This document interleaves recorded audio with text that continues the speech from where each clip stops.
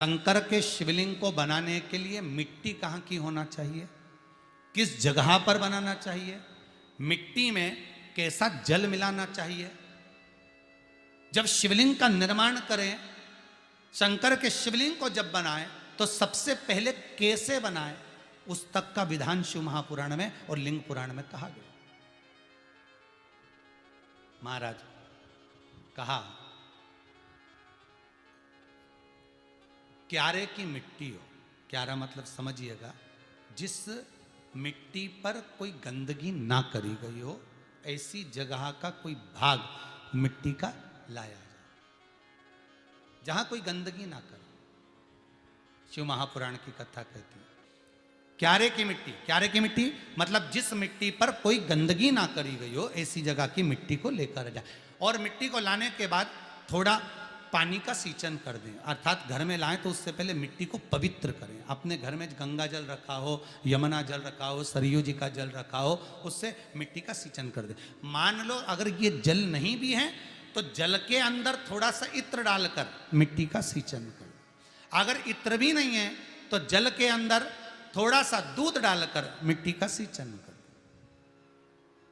दूध भी नहीं है तो एक बेलपत्री जल के अंदर डालकर उस पानी का सींचन कर। बेलपत्र भी नहीं है, पीपल का पत्ता डालकर उसका सींचन कर दें। पर मिट्टी पर घर में लाते से ही, ये नहीं कि मिट्टी आज लाए और तुमको शिवलिंग कल बनाना है, तो मिट्टी अगर एक दिन पहले लाए हो, 2 दिन पहले लाए हो, 4 दिन पहले लाए हो, तो उसी दिन जल का सींचन होना चाहिए। ये नहीं कि जिस दिन बनाएंगे उस दिन सींचन होगा। मिट्टी पर पानी का छींटा, सींचन भले ज़्यादा मत डालो, पर छींटा तो उस दिन लगा देना चाहिए जिस दिन घर में मिट्टी लेकर आए हो, जिस दिन लेकर। फिर भले तुम शिवलिंग 15 दिन बाद बनाओ, 8 दिन बाद बनाओ, 10 दिन बाद बनाओ, 3 दिन बाद बनाओ, पर उस समय पर मिट्टी का सींचन उस समय हो जाना चाहिए। फिर कहा जिस दिन शिवलिंग का निर्माण करो उस दिन प्रातः में अगर आप शिवलिंग बना रहे हैं तो ब्रह्म मुहूर्त में मिट्टी को गला दो। किस पानी से गलाना है उसका भी प्रमाण, उसका भी शास्त्र वर्णन करा। किस जल से गलाया जाए, शिव महापुराण की कथा कहती है अगर आपको आज शिवलिंग का निर्माण करना है, शाम को आप शिवलिंग का निर्माण कर रहे हो, तो अपने पानी का जो मटका होता है, हंडा होता है, रसोई घर में जहां पानी भर कर रखते हो, उसके नजदीक में एक कलश जिसमें अलग से ताजा जल भरा जाए और उस पर प्लेट ढकी हो और उस पर एक चावल का दाना रखा हो, उस जल को लेकर आओ।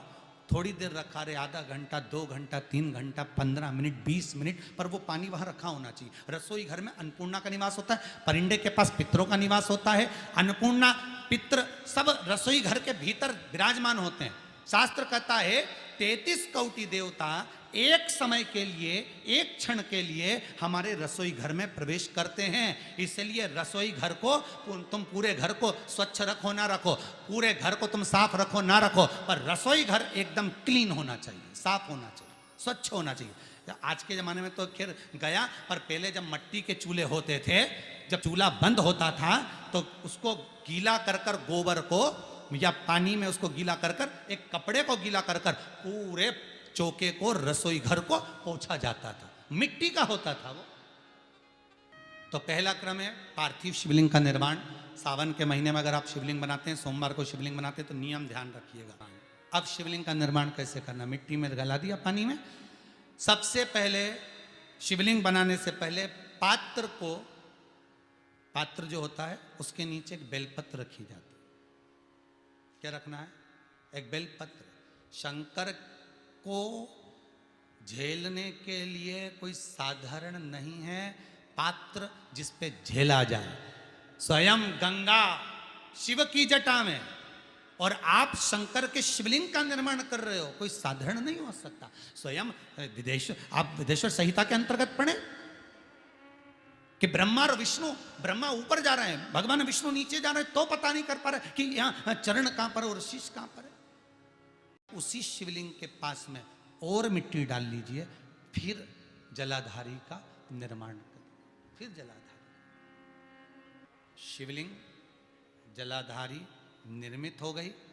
शंकर जी का संपूर्ण परिवार शिवलिंग में रहता है, आपको पहले भी कहा।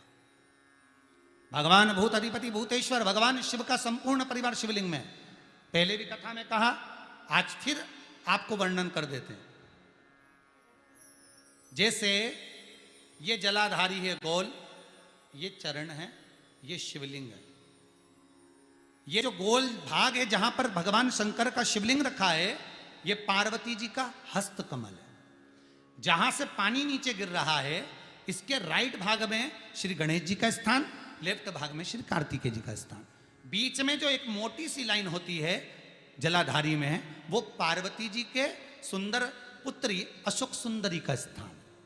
शंकर जी के ऊपर जो तिकोनी रखी रहती है, उसके ऊपर से जो जल बूंद बूंद नीचे गिरता है, ये जो पानी बूंद बूंद नीचे गिरता है, या आप कलश से जल चढ़ाते हो या आप श्रृंगी से जल चढ़ाते हो, तो ये जो पानी गिर रहा है, ये शंकर भगवान की 5 पुत्रियां, जया, विषहरा, शामरी बारी, दौतली और देव। ये शंकर जी की 5 बेटियां,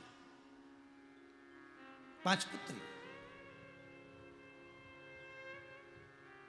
कार्तिकेय भी है, गणेश भी हैं, अशोक सुंदरी भी है, शंकर जी की 5 बेटियां भी हैं, शंकर भी है और पार्वती भी। अर्थात शिव जी के परिवार में आपको गणेश जी की पूजन अलग करने जाने की जरूरत नहीं पड़ेगी, शंकर के परिवार में पार्वती जी की पूजन अलग करने जाने की जरूरत नहीं पड़ेगी, कार्तिकेय की पूजन अलग जाकर करने की जरूरत नहीं है। शंकर का परिवार शंकर के शिवलिंग के साथ में उस जलाधारी में संपूर्ण परिवार शंकर का विराजमान है, संपूर्ण परिवार, कुछ भी नहीं, संपूर्ण और पूरा परिवार है महाराज।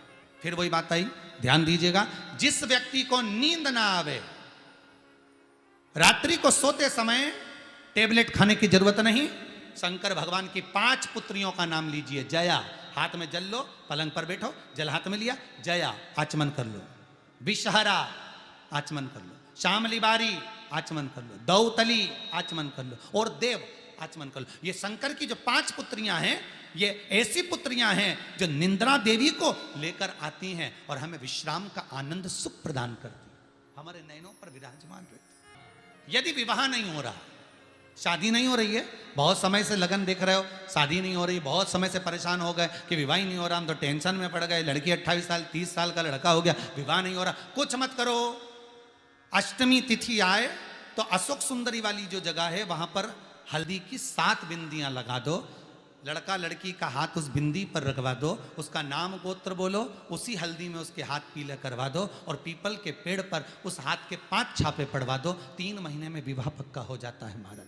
उसका इतना, अशोक सुंदरी के उस हल्दी का इतना प्रमाण। भगवान शिव की आराधना का कोई साधारण फल है महाराज। जलाधारी का निर्माण और शिवलिंग का निर्माण पूर्ण होने के बाद में फिर बाबा का सुंदर भाव से आप श्रृंगार करें, अभिषेक करें, पूजन करें। और एक बात याद रखना, पार्थिव शिवलिंग का अगर निर्माण करा है तो आपको वो पार्थिव शिवलिंग को रात्रि होने से पहले विसर्जन होना जरूरी है। हाँ, अगर कोई शिवरात्रि का दिन है तो फिर आप पूरी रात रख सकते हो, हरतालिका तीज का दिन है पूरी रात रख सकते हो, बड़ी तीज है, छोटी तीज है, आप शिवलिंग बनाए हो तो आप पूरी रात रख सकते हो, विशेष कोई उत्सव है, श्रावण का महीना है, पूरी रात रख सकते हो। पर बाकी के समय अगर आप शिवलिंग का निर्माण करें तो उसको सूर्यास्त होने के पहले आप उसको नदी में, जल में, जलाशय में विसर्जन करें। बहुत ध्यान दीजिएगा, विसर्जन करते समय जब आप विसर्जन करें, पानी में अपने पात्र को, शिवलिंग को जब छोड़ें, उस समय पर ध्यान दीजिएगा कि शिवलिंग की जो जल की धार है, जिसका उत्तर की ओर जो जल की धार होती है, विसर्जन करते समय वो जल की धार अर्थात वो उत्तर का भाग हमारी ओर होना चाहिए और थाली इस तरह से पकड़ें कि वो भाग हमको जब डालें तो वो भाग हमको दिखे, थोड़ा सा नजर आए पानी में डालते समय, और जब वो थोड़ा भाग दिखता रहे, और जिसलिए आपने शिवलिंग बनाया, जिस कामना से आपने शिवलिंग बनाया है, वो कामना उस भाग को पानी में देखते देखते बोल दीजिए, वो कामना पूर्ण हो जाती है। इसको कहते हैं पार्थिव शिवलिंग का निर्माण करना और उसकी आराधना करना। उसकी आराधना कई लोग करते हैं, बना भी लेते हैं, पूजन भी करते हैं, और कई बार कहते हैं हमारा काम नहीं, तो उसमें भगवान का दोष नहीं है, दोष अपना देखो। आप आए नहीं, सुबह हो गई, मेरी पूजा की थाली धरी की धरी रह गई। क्यों नहीं आए, किस लिए नहीं, वो हमें देखना।